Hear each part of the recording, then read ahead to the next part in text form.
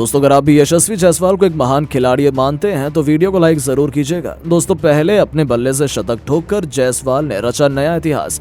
फिर कप्तान रोहित के पैर छूकर उन्होंने न केवल भारतीय संस्कृति का अद्भुत नमूना पेश किया बल्कि हर किसी का दिल ही जीत लिया।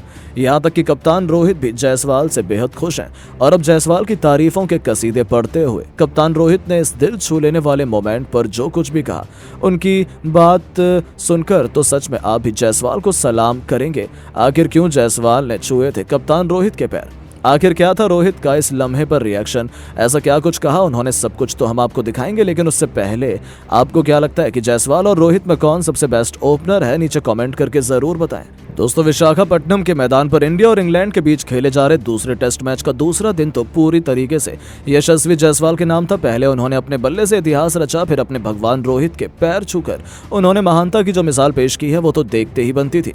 हालांकि उससे पहले एक बार फिर उनकी अद्भुत पारी पर नजर डालते हैं तो उनकी इसीलिए तारीफ हो रही है क्योंकि इंग्लिश गेंदबाजों ने किसी अन्य भारतीय बल्लेबाज को 40 रनों का आंकड़ा भी नहीं छूने दिया। रोहित को 14 रन बना पाए तो गिल से लेकर श्रेयस, यहाँ तक कि पाटीदार से लेकर अक्षर पटेल भी कोई बड़ी पारी नहीं खेल पाए।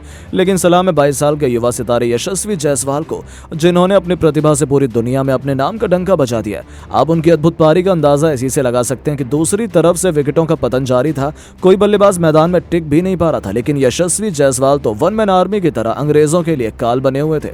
उन्हें किसी की जरूरत नहीं थी बल्कि वो तो अकेले ही काफी थे।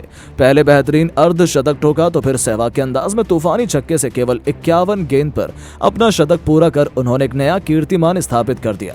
इस दरमियान उन्होंने 11 चौके तो वहीं 3 खौफनाक छक्के भी लगाए थे। उसके बाद भी रुकना क्या होता है, जायसवाल की गाड़ी में ब्रेक था ही नहीं। वो तो बुलेट ट्रेन की रफ्तार से टीम इंडिया को आगे बढ़ा रहे थे। दूसरी तरफ से 5 विकेट गए लेकिन जायसवाल ने हार नहीं मानी। उन्होंने देखते ही देखते 150 रनों का जादुई आंकड़ा पार किया।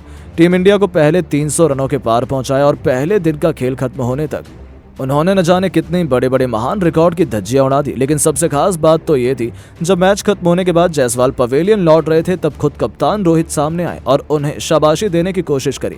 लेकिन पूरी दुनिया तो उस वक्त हैरान रह गई जब जायसवाल ने भावुक मन से कप्तान रोहित के पैर छूकर उनका आशीर्वाद ले लिया। जी हाँ दोस्तों, ये खूबसूरत लम्हा देखकर तो खुद रोहित से लेकर हर कोई दंग रह गया था कि आखिर क्यों जायसवाल ने उनके पैर छुए। रोहित ने तुरंत जायसवाल को पकड़कर उठाया और उन्हें सीने से लगाते हुए उनकी पीठ थपथपाई और उन्हें शाबाशी देते हुए रोहित ने तो जो किया वो तो देखते ही बनता था। सच में जिस तरीके से गुरु शिष्य की परंपरा का पालन करते हुए यशस्वी जायसवाल ने कप्तान रोहित के पैर छुए, उन्होंने महानता की सच्ची मिसाल और भारतीय संस्कृति का अद्भुत नमूना पेश किया। इस कारण ही तो वो सभी के दिलों में बस गए हैं। पूरी दुनिया उन्हें सलाम कर रही है, यहाँ तक कि खुद कप्तान रोहित जायसवाल की तारीफों के कसीदे पढ़ने लगे।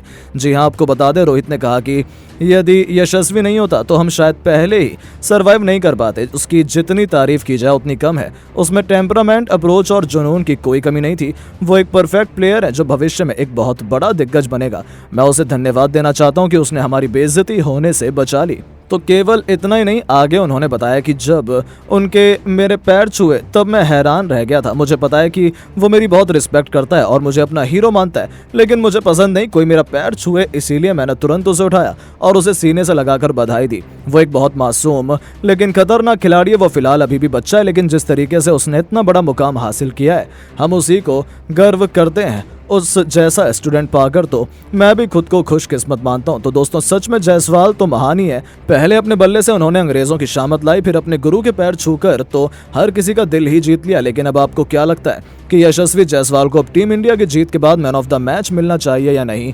अपनी राय नीचे कमेंट बॉक्स में जरूर दें और ऐसी शानदार खबरों के लिए चैनल को सब्सक्राइब जरूर करें। धन्यवाद।